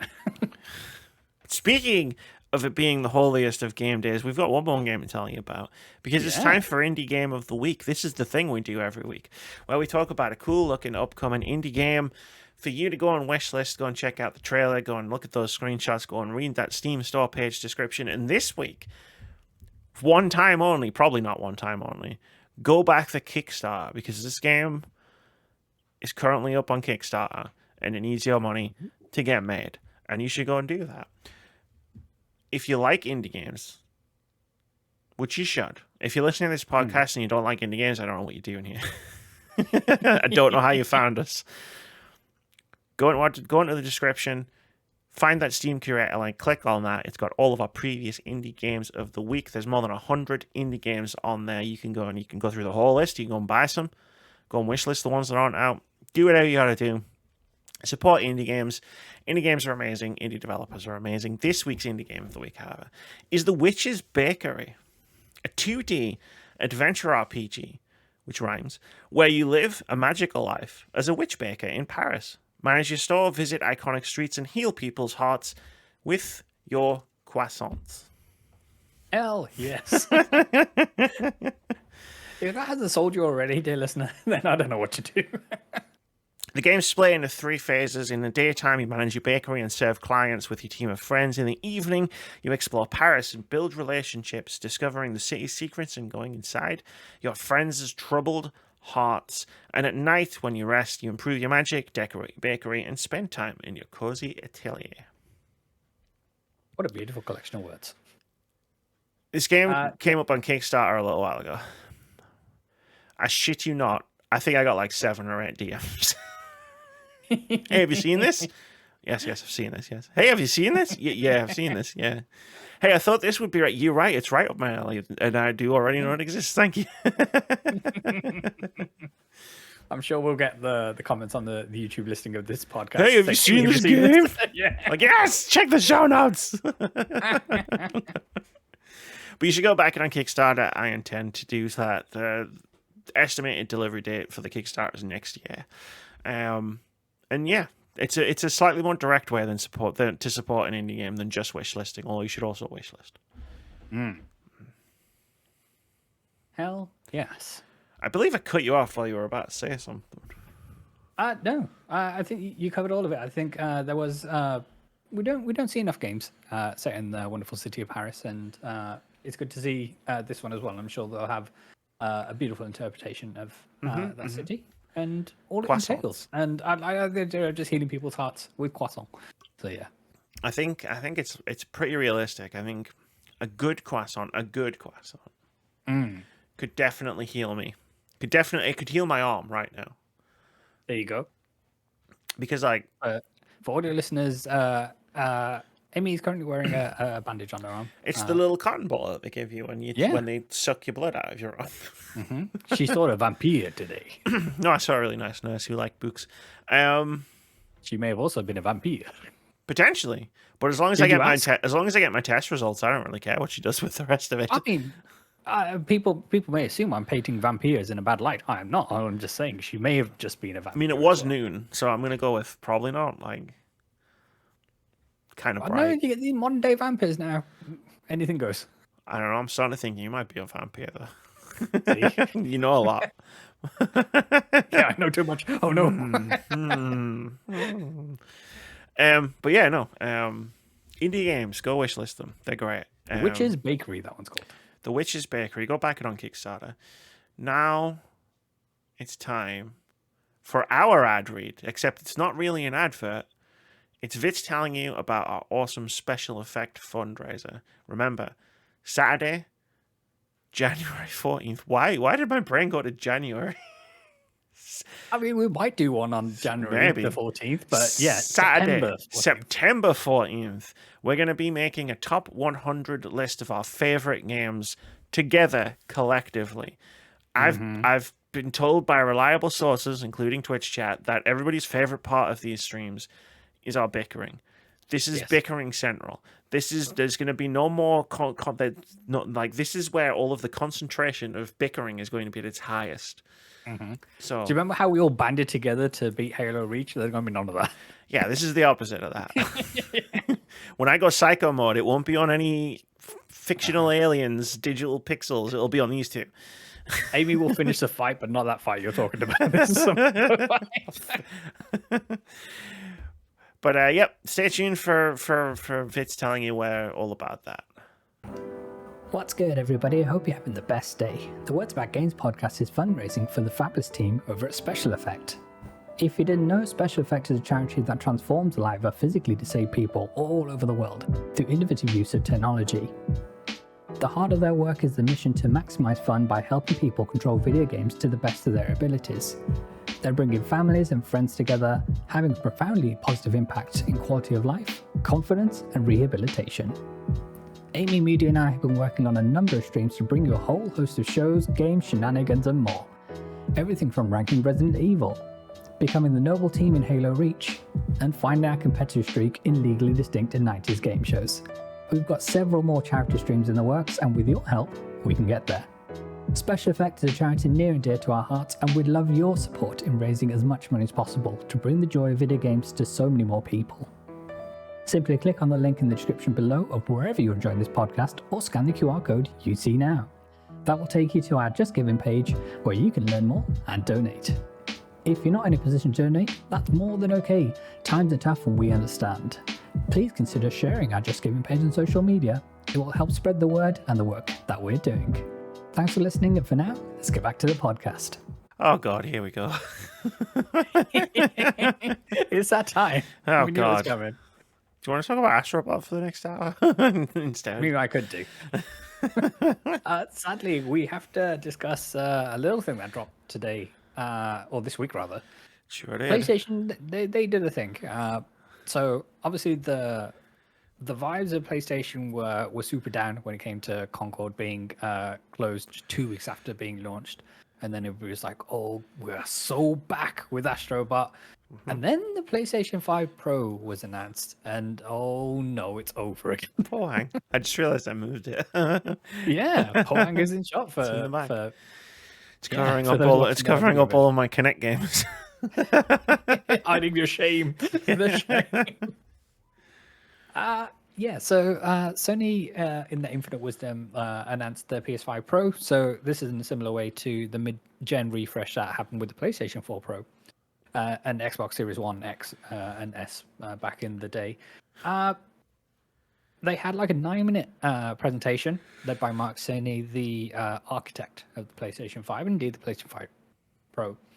Then at the end of it, they came up with the price. And I've heard a sticker shock before. And then they came up with a new term for whatever the hell this was. So this is going to retail for £700 or $700 or 800 euros. Yeah, just to put that in context for our American friends, that £700 means that we would have to pay $930. Yes. For this fucking thing. Yeah, thanks to how our government has tanked the economy and the relative strength of the dollar right now. In Japanese yen, I believe it's 120,000 yen, which is a hell of a lot. And obviously, as we spoke about a couple of weeks ago, Japan have already seen a price increase for PlayStation 5 hardware, and controllers went up in price secretly. Increase, can we just pause to say they're not coming down in price anymore, but they're going up in price. Mm-hmm. Yeah, so it's £700, and you might think that's bad. Having said that, that's not where the story ends with the PlayStation 5 Pro. In order to get parity with the system that I own and Amy owns and Moody has as well, which is the disc version. So the PlayStation 5 Pro does not come with a disc drive. It is a digital-only console. However, you can get the disc drive, which currently is compatible with the PS5 Slim model, or whatever the current PS5 is. At the moment, that retails for around about 90 or 80 US dollars. Over in the UK, it retails for £100. What the fuck? It should be less. I know it should be The number should be lower, not higher. But the demand has gone up, therefore the price has gone up. So now we're looking at £800. But that's not where it ends. That's where there's more fun to be had. In order for your PlayStation 5 Pro system to stand vertically, it has to go on a base. Now, does the base is the base included with your £800 system at this point? No. So that's another £30 that you have to put in. All told, here in jolly old England, we're paying over 1,000 US dollars to get a system that would work for our use case, in the fact that we buy physical games or we rent physical games and we need a disc drive to put those in, so we can trade them back or return the games or whatever it is, or even just share our games with our friends, or keep them on a shelf. Yeah, have some form of ownership of the licenses. We get at least. Yeah. I'm not going to say ownership of the game, but the license to play the game. You know how they deleted Concord off everyone's PS5? Yeah. They can't delete the disc from your shelf. I'm sure they're working on their way how to do that. But yeah, So to take some lines from The Verge as to what you actually get for your PlayStation 5 Pro. So large GPU, advanced ray tracing, and AI upscaling. Yeah, so essentially it's got a large GPU with 60 core units or something or other. Essentially, it's going to make your games look prettier, and the notion that it is that instead of having to choose between fidelity and performance, it takes that away. So it gives you the frame rates of performance, but with the graphical or visual quality of fidelity mode. However, what they In did theory. was they tried to show that on a stream on a YouTube stream, video. which is at 1080p and I believe in 30 frames a second as well. Well, When they showed us side by side, and it was impossible to tell. All of us was Ariana Grande squinting, trying to see the difference between these two images. And again, this is theoretical, and I think one of the worst kind of things we can level at this conference or showcase, was that for all the titles that it showed, it's for old games. So it's Marvel Spider-Man 2, it's Last of Us Part 2, it's Ratchet and Clank, and things like that. one of those games is a PS4 game, by the way. Yes. And for all the improvements that they were saying is going to come, I think they only showed one upcoming title. And as with a lot of these things, it's still developer dependent on whether they take advantage of all these new bells and whistles. And for like third-party games, there's no guarantee that, say, a Dragon Age, the next Dragon Age is going to take advantage of this, or Indiana Jones is going to take advantage of this, or anything like that, because it's an additional SKU they have to go for and develop for, and I'm sure there'll be complications in there too. But yeah, so it's more work. Like, one of the things I was thinking when I was playing Astrobot was like, damn, it feels good to play a game that once again takes advantage of the controller that I'm holding. Yes. Because no one does that. Because why would you do that? It's extra development time for like relatively little gain. And like the PS5 Pro is the same thing. Like PlayStation will get their first parties to build into the PS5 Pro as well as like the PS5 base model. But like Ubisoft's not, EA's not going to do that. Nope. They want their games to come out as fast as possible. Yeah, and to make them as cheaply as possible as well. Exactly. So make the best money. And I know, obviously, when we were speaking about PS5 and we were talking about, do we need a PS5? I was making a lot of noises about, I'm the problem here. I'm no longer the problem. This is not my thing. Not because only the price and how it is astronomical, and it is. So with the PS4 Pro, what happened there, if you can cast your mind back, is that the base PS4 came down in price, and the PS4 Pro came in at the price that the PS4 launched at. That's not what happened this time. The PlayStation 5 is still the same price at $500 and now it's going up because that's how money works. This was the worst PlayStation presentation I've seen since 2006. And I never thought I knew arrogant PlayStation was back in the playground, but like I never thought they would go there again. Like you've got to have learned that lesson. And like no, they didn't. Like they went straight for it right again. Like when they announced this presentation, like, and they didn't say it was for the PS5 Pro, but we all knew it was for the PS5 Pro. And my question was, what's your price prediction? And we all predicted our prices. I went highest. Yes. Because I went 2 SKUs. I was like, this is going to be a digital, this is going to be a physical. None of us were close to £700. None of us. I don't think anyone was. Like, before they made this announcement, like, I don't think anyone went $700. Like, no. Like, because like $599 was the PS3 fiasco. And like that was the cap. That was the theoretical cap. It's like they're never going to go beyond that because of what happened when they went to that. And then they just fucking smashed through that glass ceiling. And I got to respect the confidence, if nothing else. But like the worst presentation thing doesn't just come from the price. It comes from how they were trying to sell you this console. There were so many caveats built into this like 9-minute presentation, where it's just like, you know, Sony was talking about it can get up to 45% faster rendering of games, and that up to is going to be a whole lot of wiggle room. Yeah, it's going to give you the wiggle room for it to not do that. And just the idea that they would upload a video to YouTube, which compresses the shit out of in 2024. Yeah, which compresses the shit out of all video that goes on it. Like, and they were expecting people to be able to spot the difference. And like, maybe there are differences, but we were never going to see it on YouTube. But then they had the audacity to announce this console at £700, £800, £830, depending on what you want it to do. Side-by-side in games where you can't see the difference. They didn't give it to Digital Foundry, which was a mistake. Like, who could explain all of the differences, and maybe we just heard from different developers saying, "Oh, the PS5 Pros allowed us to do X, Y, and Z." Yeah, like to tell me the difference, because you can't realistically show me the difference on this video, but you can tell me the difference at least. They didn't even do that, and then on top of that, they had nothing new to show. Like, they had no, hey, we've made a game that's going to blow your fucking knickers off. It's like, it was like, here's some PS4 games. And it's like, great. I already have a console that upscales those games. Absolutely. It's the PS5 currently sitting under my desk. And they're talking about, like, for all intents and purposes, like a boost mode. A game boost is what they refer to it as. And that's going to be, so your PS4 games, they're going to run better, look sharper, and all the rest of it. Where's the announcement that, or even the demonstration? Here's how Bloodborne looks on this thing. Or you take my example, which is going to be this is going to get me in, which was what you're going to do with Gran Turismo, and they showed Gran Turismo, and what they're adding to it is ray tracing, which they kind of already had.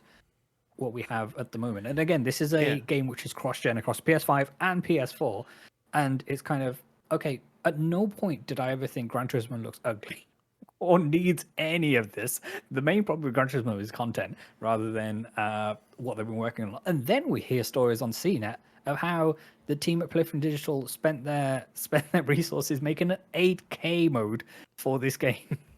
This kind of shows you kind of just how far up the asses their heads must be to think 8K is the way that we need to go. And I know Gran Turismo has always been a franchise which has been kind of at the cutting edge of visuals and all the rest of it, but ain't nobody got 8K displays. Who is this for? And plus, what concessions you have to make to get that 8K resolution? Are you running at a 30 frames a second? Well, yeah, you're back to the whole ethos. You're back to the way we're currently running games, like right now, right? Like, this is the problem. This is the problem I've always seen with these more powerful consoles that come out in mid-generation. It's just like, you up the power, which is great. If games run better and they look prettier, I'm all for it. Like, cool, whatever. But like, then what happens is, because that power cap is increased, you develop to that cap, and then we're back where we started. Yeah. And like, the games aren't running better or like whatever. It's like, now it's like 4K 30 instead of 1080p 30, and it's just like, now you don't have to, like, what was it Sony said in the thing? Like, what was it, like 3/4 of people like choose performance mode instead of graphics mode. And it's like, I think you've taken the wrong lesson from why three-quarters of people do that. It's because they want their games to perform better, not necessarily like have their fucking horse testicles shrinking look like in maximum fidelity. It's always the example I go back to, because while I think that is a technical marvel and the artist who did that deserves all of the medals, why the hell is that in a video game? But Amy, with the power of pisser, upscaling. Which, and then like, they made DLSS. I'm sorry, you made DLSS. Like, it's cool that you made this for your damn PS5 Pro, but like, it's not like you didn't get here first, right? Why the fuck did you call it like PSSR? Like, this is not a serious console. I'm sorry, it's not. PlayStation Spectral Super Resolution. Like, you went out of your way to make the acronym PSSR, and I don't understand took one why. step back and looked at it. No one like just looked at the thing, and you didn't even read it. Just look at the acronym on your phone, and then go, maybe we should change the name. Because His you know take what would be this more appropriate. looks like. The other thing what got me about all of this is that none of this makes it easier on developers. None of this announcement was okay. And for developers, here's what we're doing with this all the shiny new bells and whistles we've got. We can take your existing piece of software and we can juice it up. You don't have to do anything. Like if you've got old games you want to bring to the platform that we haven't been able to bring before, then don't worry about it. We've got you. We've got we'll be able to do game boost, and that's going to bring so many more benefits to you. We're going to be able to use our pisser technology to do untold things to your games. And there was just none of that, and it's just going to be the same nonsense that we have in this current generation of we have titles striving to make the visuals, but then the performance is going to suffer, and you've got 2/3 of your audience saying that performance is what they want, and like you said, they're taking the wrong lessons from it. But we'll see. Wi-Fi 7 is great for those who have Wi-Fi 7 connections and routers, and that's going to be another expense that people are going to have to fork out for. A 2 terabyte solid state drive is great, but I think that's the one. I think that's the one storage is dirt positive. cheap at the moment. Yeah. Like I think doubling the storage is good because like games are getting much bigger, especially like the bigger games like your Dragon's Dogmas and stuff like that. So like, big fan of the hard drive getting bigger. But at what cost? So some things I put on social media this week was because a lot of people were angry about this, and a lot of the kind of video game pundits and commentators couldn't understand why people were so angry. And I tried to frame it in the sense that the PS5 Pro price is elitist, and I don't think there's any way, shape, or form around that kind of thing. And what it does is put a glass ceiling for everybody who has a PlayStation 5 at the moment, because we're all on the same level. Everybody was dealing with the same tech. And now there's a glass ceiling that many of us can't break through for economic reasons, and many of those reasons why are out of our control, whether it be the government that you're currently under. Yeah, absolutely.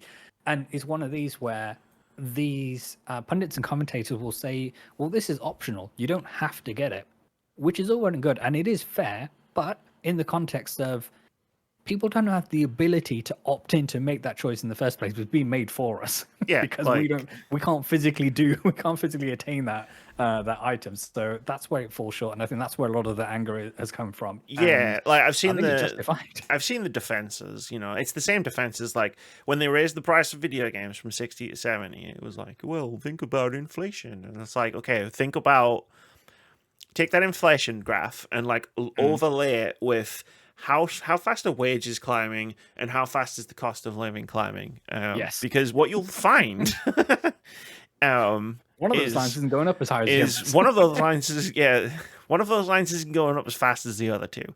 It's the thing I've said for ages. Like, and I respect the shit out of game developers. I respect the shit out of Moody, who's talked about the development problems for the Xbox Series S, and it's like, I respect that it's an incredibly difficult platform to develop for, but that console is so accessible for so many people, myself included. When I had an Xbox, I had that console because I wasn't going to get one otherwise. It was just that simple. I had to make a choice between a PS5 and an Xbox Series X. I chose the PS5. I don't regret it for a second. And my only way into Xbox before I got that new graphics card, which again, like, I didn't exactly buy a new graphics card for like hundreds and hundreds of pounds, like, was I can get a Series S and I can take advantage of Game Pass.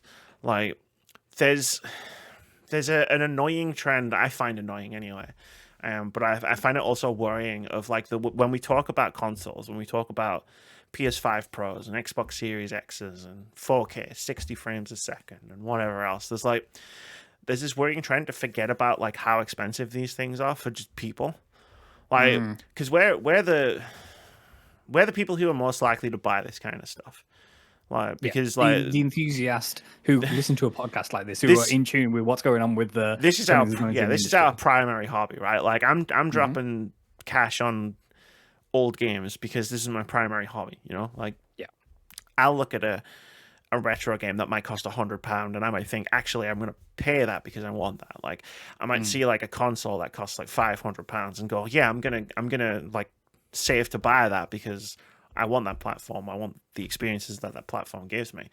But a lot of the time, like, the part that's left out of the conversation is not everyone can do that. Like, people can't afford to spend the 500, 460, whatever the fucking base price of the PS5 is right now to buy that. And then you're saying, well, the new one's coming out and it's going to cost £700 at least. If you want to play discs, it's more. If you want to stand up, it's more.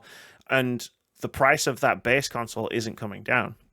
Yes. Which, again, I think that fuels the anger, because I think that's a first for this kind of for this kind of thing. Like, mid-generation console updates going all the way back to when PlayStation brought out the PS2 Slim always heralded a price cut in some way. There was some way that you could jump into that platform at that moment, whether it was buying the older model for cheaper or whether the newer model was coming out and it was making everything cheaper. Like, you would be able to jump in and say, here, now's your time to jump in. We're halfway through the generation. Jump in. We've got years worth of games for you to catch up on, and they're cheap as well because they're older and the prices are coming down on those. Yeah. And I don't think they are anymore. Like, it's something something I've been thinking about Nintendo. Famously, never bring their prices down on their games that they develop. So, like, you'll still get like Pokemon. Mario Kart 8 is still full price. Yeah, and it's Breath still of the in Wild. The top 10 every month. Yeah, it's still full price and stuff like that. But that full price, at least in this country, is £40. Like, the best you'll see is it might come down to 35 on a sale. Yeah. But what I've been noticing as somebody who wants to try and buy PS5 games, looking at them digitally, because I've got them on my wish list, is that they're not coming down that much. Like, on the PlayStation storefront, like, you'll see Demon's Souls go on sale, a launch title for the PS5, and a game that I want to buy isn't coming down past like 50 quid. And it's like, you can't be Nintendo in this scenario on PlayStation. It's that thing of, and Sony have tried to mitigate that issue by saying, okay, we're going to sell refurbished PS5 units now for, I think, just shy of £400. But again, that's not the same, because if people are spending that kind of money, most people are going to want a brand new system. Or if they're going to buy a refurbished unit, then they'll buy it from, a third-party seller or that kind of thing, rather than if you're buying it from Sony Direct, you kind of want a new thing. And to your point of the prices remaining high, with their move to going fully digital, and in many ways, Nintendo have done the same thing. Obviously, you can still buy physical carts and things like that, but because it's a closed system, they can still govern whatever the price is going to be or whatever the price is going to be at. And I think obviously the messaging we're getting from Sony is that digital is our focus going forwards. And I can see the PS6 not even coming with a physical drive. And at that point, then you're screwed, because you're at the whim of PlayStation to set the prices, and then with no competition, they've got no incentive to actually drop the price whatsoever of any of the games, even years after release. Yeah, like, Microsoft's flailing. They know they can get away with this because Microsoft's just continuously tripping over itself. And Nintendo are seen, and I don't know why, Nintendo are seen as like they're dancing to their own tune. They're doing their own thing off in the corner. And it's like, they are, but, and this is subjective. This isn't this isn't like me saying objectively. This is my subjective opinion, but I think it's right. They're doing it better than PlayStation. Yes. They're bringing out constant games. Yeah, sure. Their hardware isn't as powerful as a PS5 or a PS5 Pro or an Xbox or whatever. But, like, at a certain point, it's about the games. Like, we've just had Astrobot, like, remind us all that games don't have to look like fucking Red Dead Redemption 2 or The Last of Us Part 2 to be amazing. Like, they can just be fun. They don't have to look like that. And Nintendo have been doing that consistently. They're the masters of that. Yeah, absolutely. One of the critiques I've seen of Astrobot is, oh, PlayStation just made a Nintendo game and everybody's losing their minds. It's like, yeah, they should make more of those. Absolutely. And we've heard noises from Helman Hurst, one of the CEOs of PlayStation now, to say, this is what we should be focusing on, because I just badly want Nintendo to just come out and be like, yeah, Switch 2, half the price of a PS5 Pro. Yes. Like, it might be a bit more expensive than that, potentially. But again, it's like they haven't, like, tied themselves into this arms race of power Like, like they're not trying to like have the 4K, 8K, 120 frames a second console, and it works for them, and they can keep gaming affordable. And Sorry, in many ways, it's what we often deride the video industry of doing in terms of Sony and Microsoft to an extent. They've been chasing that infinite growth of always pushing for more power, more frames, more resolution, all the rest of it. Meanwhile, Nintendo have built themselves a quote unquote sustainable platform where a bunch of developers can easily make games for that platform because the tech is of an age and of a simplicity where you can build games and it's not all about cutting edge visuals, and the games sing on their art style and their creative decisions rather than just how much pure horsepower the system has.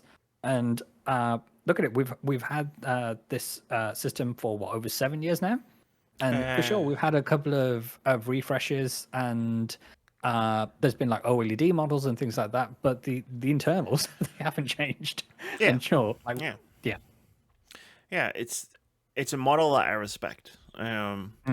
And I think for a while now I've been kind of disgruntled with the chase for power because it's diminishing returns, and I think what PS5 Pro has signaled to me at least is we're getting towards the end of that diminishing returns road, where it's just like people now can't really see the difference between a game run on PS5 and a game run on PS5 Pro, and it's not just because of the YouTube video compression. And like, well, so okay, if you listen to the podcast a couple of weeks ago, you'll know that I wasn't the audience for this anyway. Like, I have my reactions and my opinions to it, just like we all did. But like, it didn't matter how many cool new games they announced, what the price was, like, what feature set it had. Like, if it had everything that I'm complaining about it not having, I still wasn't going to be buying one. I said as much 2 weeks ago. I was like, the world doesn't need this. I don't need this. I'm not in. But what I'm reckoning with for myself, what this sort of announcement, like everything, the price, the tech, the lack of games, the seeming like this doesn't address the big problem of 8-year development cycles. In fact, this seems like it's just going to continue that 8-year development cycles. We might see a console release with no new Naughty Dog game, a PlayStation console, an entire generation with no game from Naughty Dog. That's a reasonable possibility at this point. And what I've been reckoning with is, so am I even going to buy a PS6? Like, if this is the direction things are going in. Like I said a while ago, a game without a pause button is broken to me. Yes. A console without a physical media like reader is broken. Like, that's a broken console. And I'm looking at it and I'm thinking, if this is the way the price trajectory is going and this is what we're getting for that price, it's like, I'm not going to buy the next console. Yeah. And a lot of people have been making the argument, like leaping to Sony's defense of, well, it's the mobile phone model, and it's subsidized, but it just isn't. It's not, because I buy my mobile phone on a contract. I pay for that monthly. I don't drop. Like, I can't afford to drop back to every 2 years to drop like £1,200 on a new mobile phone. Like, I pay for it monthly on a contract, but I get something for that. Yeah. Whereas I feel like I'm not, like, if this was the PS6 announcement, like, hypothetically, like, if this was the PS6 announcement and like it had some games and stuff, because that's what would have happened. Like, would I jump in? No, I don't think I would. Like, and that's wild to me because I'm the person who jumps in on these things. No, absolutely. And I think the lesson we can take from the PS5 launch is that because all of their kind of homegrown developers released banger after banger for PS4, and then by the time PS5 came around, a lot of those titles happened to be cross-gen. And I think we'll see the same thing when it comes to PS6 as well. A lot of those titles will run on PS5, on base PS5 and PS5 Pro. We're never going to be in a situation where they're PS5 Pro only, like, exclusive titles and up. And it's going to be one of those. I can see the PS6 launching without a disk drive because Sony wants to. It makes financial sense for them, not for the consumer, but it makes financial sense for them to control their market within their own ecosystem, kind of thing. And it's a scary time because I don't think these prices, if if people accept the price of PS5 Pro, which they have to, because Sony's not going to drop the price, then it gives them a license to charge even more for the PlayStation 6, because they'll say, okay, it's got infinite more times horsepower, therefore we can charge $1,000 for this thing. Yeah. And there's no competition, because, as you say, Microsoft are shooting themselves in the foot left, right, and center to say, oh, you know, we're still figuring out our strategy and restructuring all the companies. We don't have a strategy. What do we do? Yeah. Indiana Jones, let's style save us. But yeah, no, like I find so many reasons there are more reasons for me not to buy into PlayStation than to buy into PlayStation. Yeah. And that's crazy, because like I fucking love so many PlayStation games, right? Like Astrobot, we just talked about it. Final Fantasy X Rebirth, but you're pairing this with they're coming to PC, and it's like, cool, I'll just invest in that. Like, I saw an article from PC Gamer which was about this, which is like, hey, the PS5 Pro costs $700. I spent twice that much on a graphics card, and it's like, yeah, that was your choice. You didn't have to do that, and I respect that choice. If you want to make that choice, I know people who have made choices similar to that. Go for it. Like, if you want that experience. Fantastic. If you saw the PS5 Pro and you want that experience, cool. Like, I'm all for it. Like, I'm just talking about myself, and I'm not alone, and I don't feel like I'm alone in the feelings that I'm having about this announcement. But like, you can get a graphics card much cheaper that will run anything. Like, you don't have to spend double the amount of a PS5 Pro to get a setup that will run the games. It won't run them as well as the PS5 Pro. Like, I'm not crazy enough to try and make that argument. And like the thing people don't tend to realize is that for the monitors that most people who have PCs have, they don't have 4K monitors. Yeah, I don't. They're running it like a. I'm sitting next to a CRT TV. Exactly. Yeah, they had like a 1080p or a 1440p monitor and all that. And then with the games they're playing, it's much easier to render at 1440p than it is at 4K. It's literally half the data, as the name would suggest, kind of thing. And it's just wild that we find ourselves in this situation, and especially after PlayStation had the blunder that is PSVR 2, which came out at an astronomical price. And I know because it was VR and it wasn't going to be supported anyway, it was kind of dead on arrival. But I would have hoped that they would take some learnings from that and say, okay, what if we didn't go as crazy with PS5 Pro? But here we are, and the whale hunting. I'm sure there'll be enough, executives and C-suite people who will be able to afford this, and it will sell out at launch, because every system does, regardless of what it is, kind of thing. But then after that, we'll see what the penetration is, and I don't think we'll ever get sales numbers for PS5. PS5 doubt it. I think we'll get initial sales numbers like, hey, we made this many and it's sold out, because like I posted on Bluesky before they announced the price, like it's the console will be obscenely priced, but it'll still sell its pre-orders out and the website will still crash, because there are enthusiasts who have that disposable income. But similarly to my wondering about how the price rise in the games has affected the game sales, which we'll never truly know about, it's like, how will this price affect the future sales of PS5 Pro?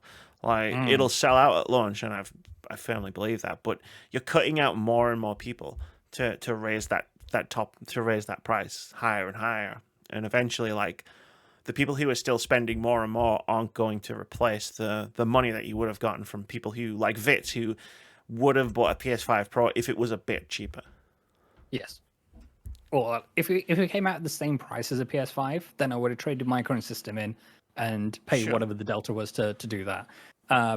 And yeah, I think for a lot of what you're saying is right, and it could be that they're just taking a tact of, they could have listed this at $1,000, $2,000, and people and the same enthusiasts would have still bought it in the same volumes, kind of thing. It's just, this is the number they chose to get away with because they are enthusiasts. But as you say, once that runs out, then your goose is cooked. Yeah, and like, what do? You drop the price, but this hasn't been a generation for price drops. And while we're on the subject of the generation, I feel like this whole generation is just going to write off in the first place. Like you mentioned before about cross-generation games, and it's like, cool. But that's one of the reasons why I don't think a PS5 base is necessarily a great investment, because you put these videos out and, you've got all of these promises in them, Wi-Fi 7, game boosts, Hmm. pisser. It's like, but how many games are going to take advantage of that? Exactly. Because you released. I was really hoping it was within arm's reach so I could hold it up. You released the DualSense 5, which, when I played Astro's Playroom while I was waiting for my games to download when I got my PS5, was an incredible experience. I turned around to Moody on a podcast and I said, can I nominate a controller for Game of the Year? But then, like, what else did you do with that controller? Nothing. And it's the same with a lot of the features in these consoles. It's the same with Xbox as well. Like, don't think they're getting off the hook. It's like you put all this stuff in the consoles and then, like, 5% of the games at most will take advantage of them, and the rest of the time it just feels like I'm gaming on a PS4. Yeah. With games that have better graphics. It's even... You didn't even think to mandate, like, full use of all the DualSense bells and whistles amongst your first-party teams that you have control over. Fair enough, third party, you can't make them do shit, but the first party teams, sure. For Gorilla made the bow have more tension in the trigger, but that was around about it. And Returnal, yes, they did some things with feeling some of the haptics when the raindrops are falling, and yeah, which was cool. On the large kind of scale of things, it was only Astrobot titles which have made full use, quote unquote, full use of the DualSense, and it's wild. Imagine what Team Japan could have done. I'm still salty. Yeah. I'm still salty, and I think I'm always going to be. But yeah, it's just I don't see myself like. I'm looking at this, not really bothered about PS5 Pro, but I'm looking into the future and thinking, damn, I might be done. Like being like a day one PlayStation customer. Like I might end up being that person that the PS7 comes out and I'm like, ooh, I'll just pick up a PS6 and get the games that didn't come to PC, like that's how I used to do it. When I bought my PS2, I bought it like a year after the PS3 came out, and I bought a load of cheap fucking PS2 games, and I was like, yeah, I can play these now. They're still new to you. It still counts, right? So, exactly. And it's wild that like I'm facing down going into a console generation where it's like I might just be a Nintendo person. Like I might just have Nintendo and that's it. Because I play a lot of my indie games go on PC, and I don't need a fucking PS5 Pro to play them. Like Tactical Breach Wizards, it's a great looking game. Like I love the art style of it, but man, like I don't need a PS5 to run that. Yeah, we just see what happens. Maybe not in the immediate future, but in the near future. Yeah, when it comes to that, it'll be interesting to see if the reaction to this price does have a chilling effect on their plans for PS6. Like, are they going to launch the PS6 at £700? Like, I feel like they'll step back, like because we've seen this happen before. The PS3, being announced at $599. That one guy, I can't remember who it was. Get a second job. Like, yeah, Ken Kutaragi, the father of the PlayStation. Yeah, like it was a disaster. I don't see PS5 Pro being a disaster. Because again, I think they're going whale hunting, but I would like to mail the people in charge at Sony a copy of Moby Dick, yes. and say, hey, maybe you should read this. I think it's going to be relevant.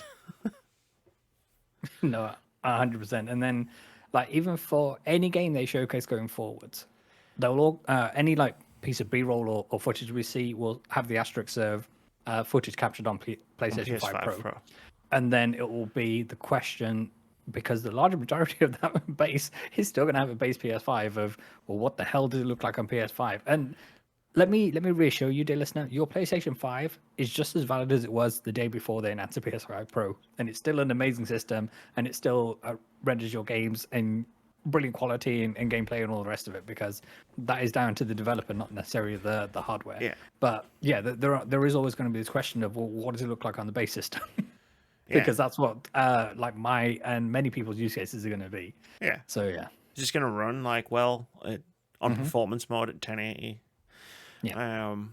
But yeah, no, I think if people start viewing Nintendo as a serious primary console, or if over the next 3 years, I'm guessing, of this console generation, like if Xbox can get their shit together, like either one of those two companies could catch PlayStation flat-footed in going into the next gen. If PlayStation carry this arrogance forward into the PS6, Xbox have done this before with the Xbox 360. Like, they just had to get their shit together, get a console out. It's reasonably priced. It has games, and they can catch them out. Yep. Absolutely. People tend to forget how elastic they are when they come to price. Yeah. Price is a big thing. Yeah. They ain't trying to make a lot of money out of those consoles. Absolutely. Most consoles, if not all consoles, have been sold as loss leaders because they make the money on the software. If their studios start popping off at the right time with that new console launch coming out, like, it could be a very interesting next gen console launch. For those are the noises we're hearing from Xbox in terms of they might be developing a handheld, but they're also, like Sarah Bond, the machine she's talking about launches in a couple of years' time as opposed to 2030 or whatever it is, whenever the next quote unquote generation would start. They're talking about jumping the gun and and trying to pull a 360, which would be great because after that we got PS4, which is arguably their best and most successful generation in terms of PlayStation as a company and what they did and refocused, and it's all about the games and it's all about being for the players, as that was the tagline for that generation kind of thing. And yeah, it's sad because on the face of it, it seems that they've lost their way, and it is arrogance and hubris and look how much money we can make. Yeah, and we've been here before, so we have. It's gonna be interesting to watch. Like, I know the next console generation is a couple of years away. We don't need one. I don't think we need one. But like, discussing these strategies, it's like if they can build a console that helps development cycles, lessens development load, lessens development time, then I will be the first person to sign the fuck up and be like, hell yeah, bring on the next generation. But until that happens, and it's all about fucking pixels and Ks and pisses, like, I'm just gonna be like, what's the point? Why are we doing this?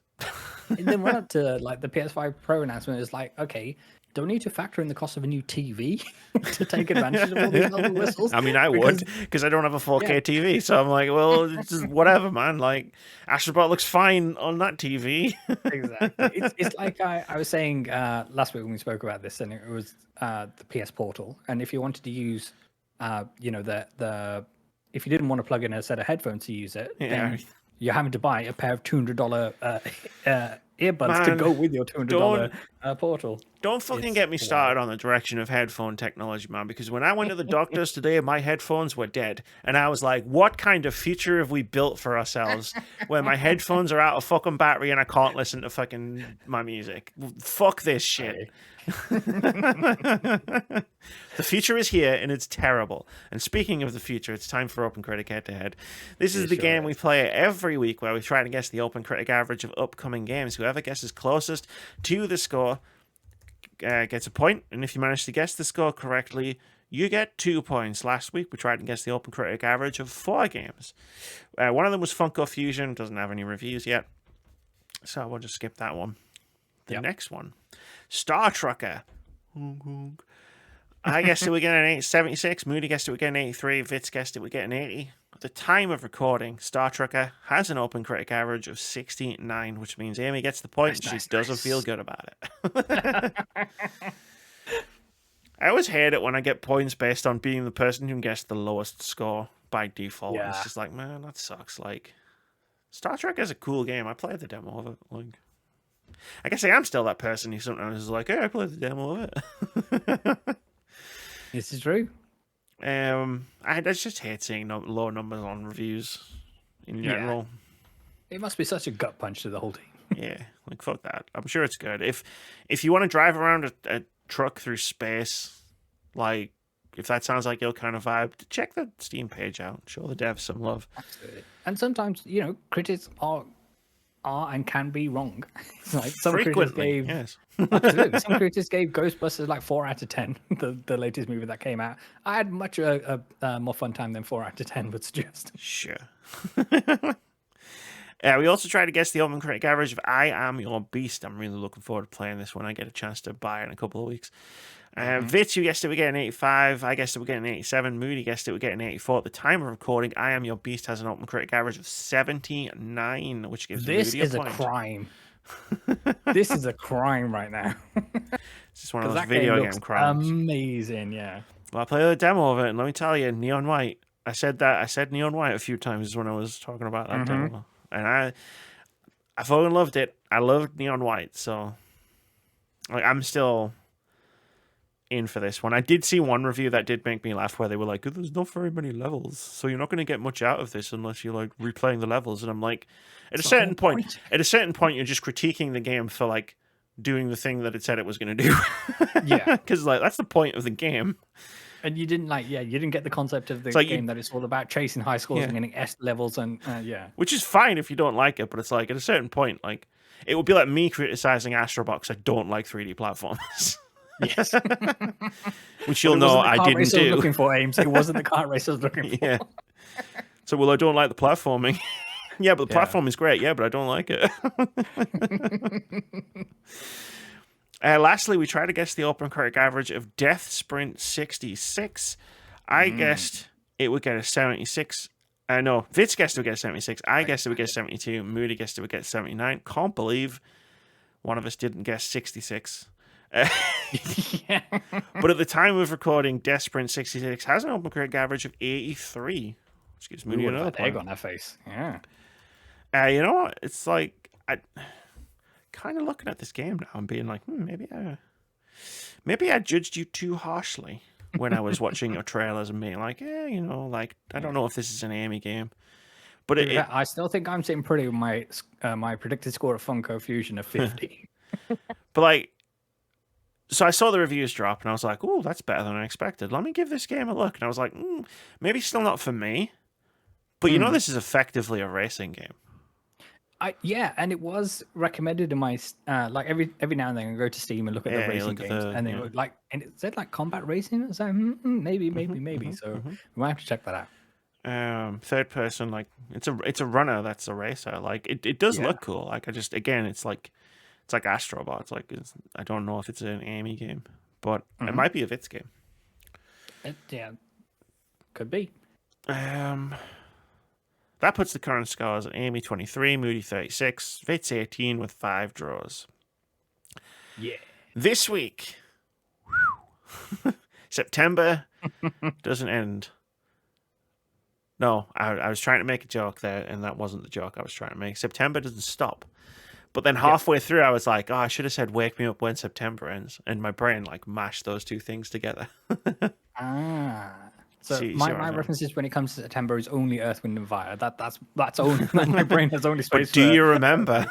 Absolutely, the 21st night of September. The 21st night of September. What a great song, great band. Absolutely. Did you ever watch Chuck? The TV show Chuck. There was a joke about Earth, Wind, Fire in there. The one of the characters is one of his like secret pasts was he was the fourth member of. They were originally called Earth, Wind, Fire, and Rain. And whenever I think about them, I always go back to that joke, and I'm like, it's good. I reckon sitcoms nowadays are probably having that, but it's like people saying they were the secret fifth member of Sugar Babes or something like that, because they've had so many iterations. Chuck's a good show, and I recommend it, especially if you're a nerd. It's an excellent TV show. Yvonne Strahovski was in that. One. She was awesome. It was. But you have to set aside the fact that two of the leads are Adam Baldwin and Zachary Levi. And Adam Baldwin plays Adam Baldwin in the show, and like the show frequently mocks him for it. And Zachary Levi plays like just the lovable nerd. But obviously, with the turns that these people have taken in modern times, I can get why it might be a tough watch if you haven't seen it before. But like, if you can get past that, I do recommend it. It's a very good show. Just focus on Yvonne Strahovski. If you can get past that, then run for office, because you've got mental gymnastics for days in your head. It's a good show. I liked it. It was good. Lots of great nerd What are we jokes. guessing this week, Ames? It was like the Big Bang Theory, if the Big Bang Theory was, actually had jokes in it. This week, we're guessing... Just, like, yeah, make didn't fun just of say people things. Game of Thrones. Ah, ha, ha, ha, ha. What the fuck? Where was the joke? No punchlines. There was one good joke in that show. I remember. Like an actual joke with a punchline, where it was like they were going to watch Star Wars and one of the characters was in the bathroom and they shouted through, "If you don't hurry up, George Lucas is going to remaster it again." And I was like, that's how you tell a nerdy joke. We're trying to guess the OpenCritic average of 5 games this week. Sorry about that tangent. The first one, the Plucky Squire. Now, luckily, Moody, who's not here, was meant to guess first this week anyway. And he has gone into the document and put his scores in. Moody's already guessed 93 for the Plucky Squire. Vitz, what about you? That is an awfully high score. I do think it's worthy of that. Do you think it's got... I do think it's got the juice. Yes! I do think it's got the juice. Take that, Moody. I'm going to temper it a little bit and say 92. Oh, temper it a little bit. Yeah. The Plucky Squire. Well, like, no, you know what? Every now and again, I think, I should play tactically, and then I'm like, no. But then it's boring. That's a boring way to play this game. Like for me, with the Plucky Squire, I think a video game crime is about to be committed in the reviews. Me too. Like, I think this game's gonna be great. I think it's not going to review like Astrobot levels. Partially because I think we just had Astrobot, and I think the bar's like been moved up for this style of game. Weird thing of I can't give like 2 10s back to back in a row. It's because like because the American like schools grade on a curve, right? And it's like so you see a lot of this weird There's only a select shit. amount of A's you can give. Yeah, it's like you can't give too many A's out, and it's just like no, you can. You can just say what you think. Yeah, if you hit the score, you hit the score. If you think it's a 10, it's a fucking 10. But I'm gonna go 88. Never fails. That's wise. That's wise. Like I could have gone 91, but like no, like 88 was the number I had in my head. I'm just gonna stick with that. The next game we are going to guess the OpenCritic average for is Entoria: The Last Song. Moody's already guessed it. We're getting 81. Vitz, where do you stand? I think 85, please. I think with the fact that they were ignored by Xbox, but largely, I think that's going to win them quite a few pity points. Yeah, I didn't think about that. Like, yeah, God, please, Xbox, where are you? And it turns out they all got laid off. Yeah, Entoria: The Last Song, I'm going to go 77. That's my guess. Next up, UFO 50. Moody has already guessed 75. Who would what this game is about? It's by the developer of Spelunky and Spelunky 2. And it's the fictional like justification for it being UFO 50 is it's like 50 single player and multiplayer games across a variety of genres in 8-bit aesthetics. The idea is you're playing the fictional back catalog of an 8-bit console. Fair enough. Basically, they were all created for this one console and go through and play all the different games. 78, please. 78.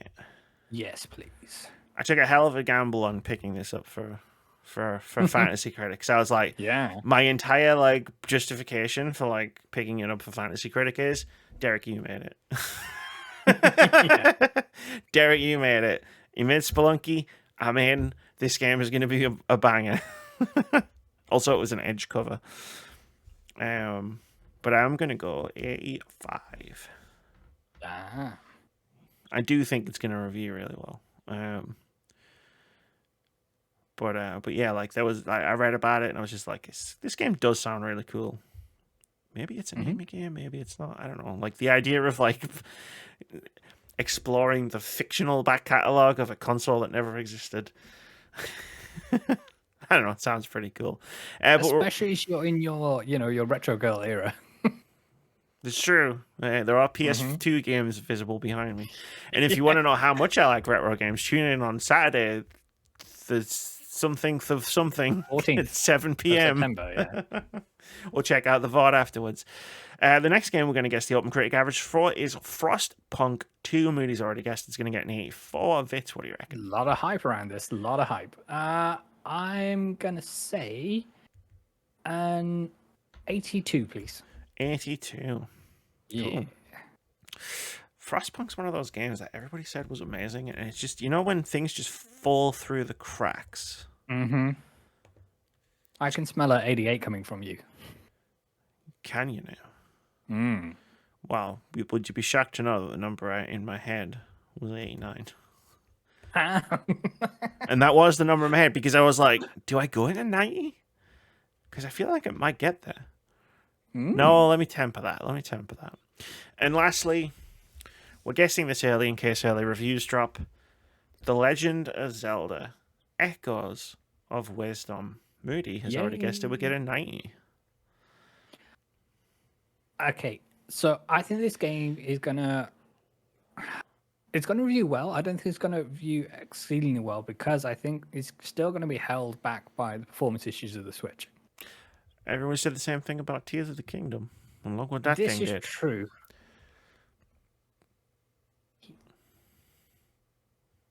Princess Zelda, I'm sorry to do this to you. I'm gonna guess 87. Thanks. I was about to say, why am I talking you into going to my position? No, go low.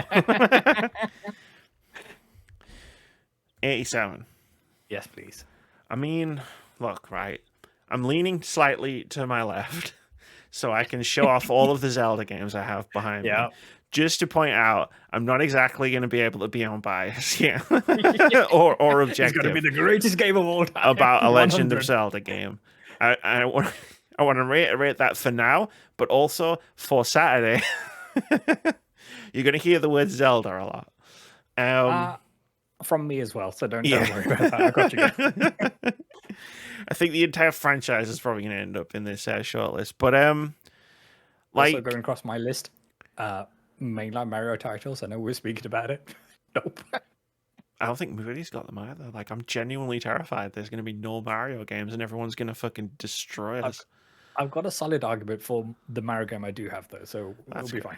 But I'm going to just play. How many Mario games do you think I could play between now and then?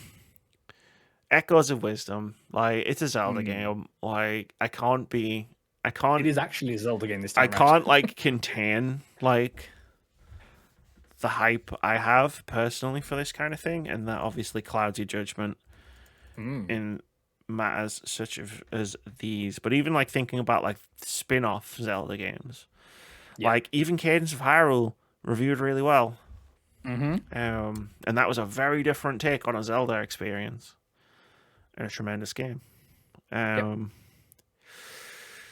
Moody took the number I wanted to pick. So I'm going to go 91. Great stuff. I think it's got... I said the cursed phrase. For all the listeners, Amy may mouth the juice. I did, but I didn't say it. It's a difference. There's a difference. There is a difference. Legally distinct, I think. Legally distinct beverage discussion. Yes. No, I'm really excited for this game. It's coming out the day I'm traveling down to see Vitz. So like, it's gonna be sitting in my house for days, and I'm just gonna be like, I could be playing Zelda right now. So what I'm saying is, you need to bring your A game. Yes, because you're competing with a Legend of Zelda title. A lot of pressure on my cooking. I'm just saying there is a lot of pressure on this visit. Have you seen the the Final Fantasy concert that we're going to? They're selling the little Buster Sword things. Yeah. Have you seen that? Not only do they light up, which is all well and good, but in the actual concert, they're all synced. So they all change colors at certain points during certain songs. And it'll like be a sea of like purples and green material and blue material, and that. That's gonna be awesome. But it's gonna be awesome. I'm not sure if these are gonna be redonkulously expensive. I have a feeling they're going to be, but we'll see on the day. All right, it's time to end the podcast, and this is the part I was trepidatious about. We aren't very good at this. Do well at this. So should we just say thank you very much for listening? Be sure to check us out on Saturday, the 14th, for our favorite video games ranked on twitch.tv/wordsbackgames. If you are unable to get to there, then the VOD will be going up on youtube.com/wordsbackgamesuk. Thank you. Well, we appreciate you and your support so much. I've got something. Go for it. So, as some of you may or may not know, over on Bluesky, like I've been posting a bit on Bluesky recently, and I've been added to a list of cool accounts for cool accounts that post about video games, which is a huge honor as far as I'm concerned, because I don't particularly think my posting is very good. But whatever power that this honor, this privilege gives me, what I'm going to do is I'm going to share that with all of you out there. Everybody listening, everybody watching, everybody sitting here on the podcast, everybody who has ever sat here on this podcast and say, if I'm a cool account that posts about video games, so are all of you. Thank you very much for watching the Words About Games podcast. Come check us out on Saturday. If you can't make it, check out the VOD as soon as I get that uploaded. Otherwise, have a fantastic week, and we'll see you next week. Peace.